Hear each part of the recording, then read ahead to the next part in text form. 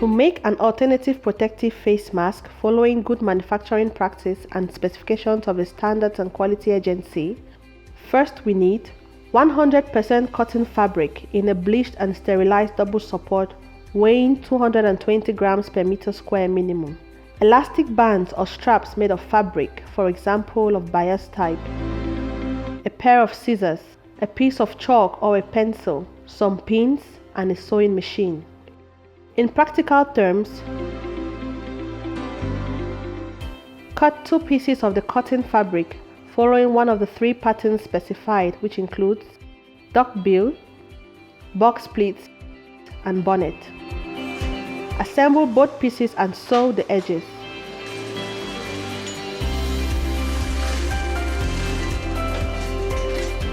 Cut 4 straps of fabric or 2 elastic bands of length 35 cm in each case, or an elastic band 70 cm long. Sew the ties or elastic bands to both sides of the cotton assembly. After sewing, place the mask on a complete cycle machine wash at 90 degrees before storage or usage.